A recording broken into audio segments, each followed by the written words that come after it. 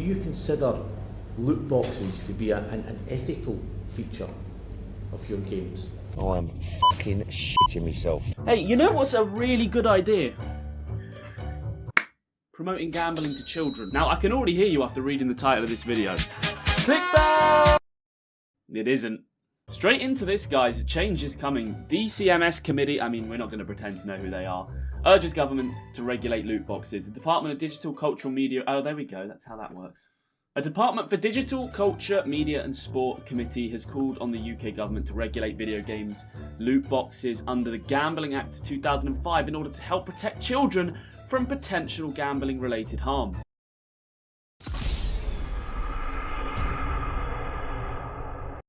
You know who doesn't promote gambling? OneFootball. You should download their app. Link is at the top of the description. It's a fantastic app. I use it to follow everything football related. It's totally free for Android or iOS, and I wouldn't promote it if I didn't use it myself. Get it now.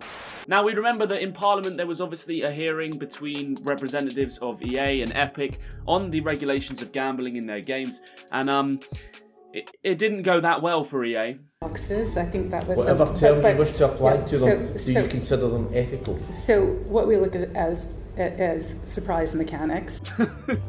Surprise, you're broke. If you go to I don't know what your version of Target is, but a store that sells a lot of toys, and you do a search for surprise toys, what you'll find is that this is something people enjoy. They enjoy surprises, and so it's something that's been part of toys for years, whether it's Kinder Eggs. Right, tomorrow's video sorted. We need to ban Kinder Eggs. Cancel Kinder Eggs right now. If your child has a Kinder Egg, put him up for adoption. And whether you like it or not, the whole concept of loot crates, opening packs and not knowing what player's behind that border is just complete gambling. It's no different to walking into a casino and throwing money on black or red. You don't know what you're going to get. Ronaldo or Shay Given, does he even play football anymore? It's gambling. To plain and simple, it's gambling. And for someone like me, I've been pushing this point for so long that it has to be taken out of the game. It's not ethical. It's totally disgusting to be pushing these shiny cards to children. A quick reminder, if you're not already subscribed to the channel, please hit that red button below the video. It makes a huge difference to me, and we're chasing 100k. Now, multiple news outlets are actually covering this story today, and good. It's about time. It's, like I said in the intro, totally wrong to be pushing this. I mean, even if as an esport, it doesn't make any sense that, you know, I'm seeing people already for FIFA 20 loading up millions of coins to get players and then obviously get ahead. You don't have to do that in any other game. You don't have to do that in any other esport. Load up thousands of pounds just to get a step ahead of everyone else. It's a load of bollocks. But today we're looking at this from an angle of protecting children from gambling, which is important. It's really important. You can look at this BBC article. All these article links are in the description, and it goes into saying, you know, in-game spending should be regulated by gambling laws and so-called loot boxes banned entirely for children, MPs say. The industry's UK trade body responded it would review these recommendations with the utmost seriousness. Now, I'm not someone who's ever really been affected by gambling, but it's a deep issue. I'm sure the majority of you people watching this will probably know somebody, or you are unfortunately someone who's been affected. And this isn't just talking about EA, of course. These articles are directed towards these free games, a lot of mobile games, for example, where, you know, obviously you're encouraged to buy loot boxes, and they're all targeted for children, these games. Shiny, unrated, you can play it from 3+ up, like FIFA. But obviously we are a FIFA channel, and it's important to look at what we know. We don't know a lot about mobile games, but we know with FIFA, they push this stuff to children, no doubt. They get the favourite content creators involved who have younger audiences to be opening packs daily, pushing these things, and they get their faces put on the game in the ultimate team menus. There's a team of the week, there's player of the month, there's player of the team of the month of the year. There are so many packs, you can't even keep up. The content is almost daily at this point, and it's just all of these new things encouraging you to put your money into the game and you'll be rewarded. But you rarely are. And the problem is that's gambling. The house always wins, and EA are the house, and they are winning billions a year they're making from this game. I mean, you cannot comprehend how much money they're making, and it's totally unethical. And I would love to know as a percentage how many people buy packs who are under the age of 18 to contribute to their earnings. It's impossible to really register and know, but it would be an amazing stat. I think we'd be shocked. Like, I don't really have too much of an addictive personality when it comes to things like that, but I've got friends who I speak to regularly that feature on the channel that have literally had experiences on Ultimate Team where they're like, oh, I'll just put tenner on. they get something half decent. Mates who have just wasted hundreds of pounds of their parents' money on packs because they got addicted to it, and it's something that just has to be gone. It has to be. Get in the bin.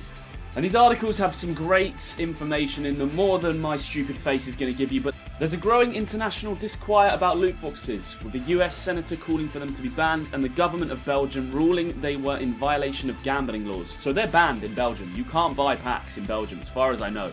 China has also restricted the number of loot boxes players can open each day, and Sweden is investigating this as we speak. So, to sum up, Ultimate Team is going to change as we know it. They're either going to have to stick an 18+ label on the game for Ultimate Team, and you can't access that without putting your passport. I have no idea how they're going to do that.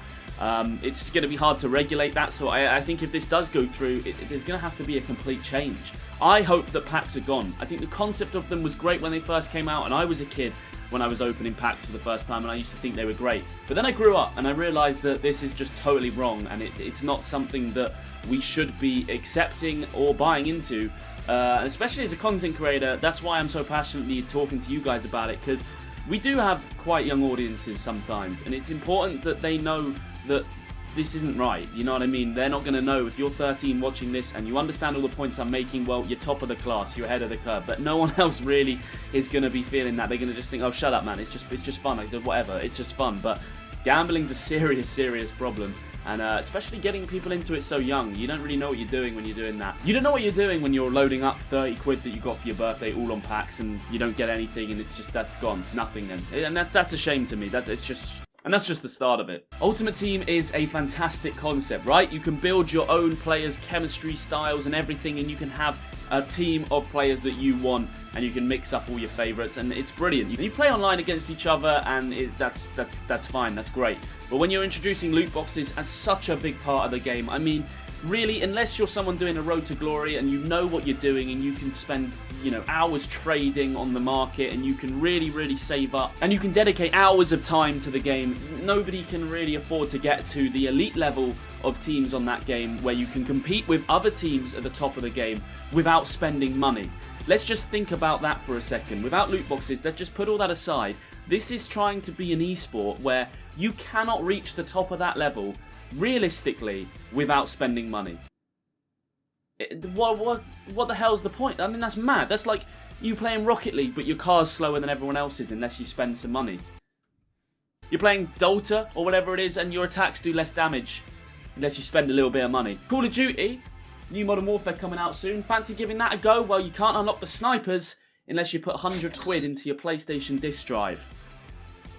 Only FIFA does that. Only FIFA does that. And it's time for a change. I absolutely hate it. I mean, I make it public on Twitter all the time. I make it public as much as I can to you guys. What do you think? I want to read all your comments in the comments section, so let me know. For me, it's something that looks like it's on its way out, and thank God, because in my opinion, the push for profits has ruined FIFA for so long. I mean, all they've been focused on is how much money they can make from Ultimate Team, and not improving the gameplay, not improving pro clubs, not improving career mode, not doing anything other than pushing packs down children's throats. And it looks like that's coming to an end, and I genuinely think that if EA are banned from just pushing loot boxes as much as they are, and they have to be regulated, we will see a better product in FIFA going forwards, because they will actually have to reinvest their time into other things and listen to the community rather than just blank them out and, you know, basically just put all of their profits in the way of hearing anybody's voices about the game, because that's all they do. They just hear all the complaints and go, yeah, but we've made an extra 200 mil this year, so none of that matters. And it's just a ticking time bomb that looks like it's about to explode. And thank God. And I have literally heard from people close to EA, people who have worked from EA before, people around them, that they just do not listen. Like, this is not me just spieling nonsense. People who have worked for EA have said they don't listen to anything that the community says. It's just a fact. They do not care. They don't think about anything other than the profits of the game. Let me know what you think in the comments section. Drop a like on the video if you agree. If you disagree, I want to see a dislike on the video. I mean, because some of you are too lazy to comment, and I understand that, so then it's easy to tell. Let me know down below, and I hope you have enjoyed. If you're new around here and you like what you see, please do subscribe. We do a lot of pro clubs on the channel, and then also try to cover as much FIFA topics as possible in videos like this. Going into FIFA 20, we're excited, and I really am genuinely curious to see how this plays out. Thank you for watching, guys. I'll see you later.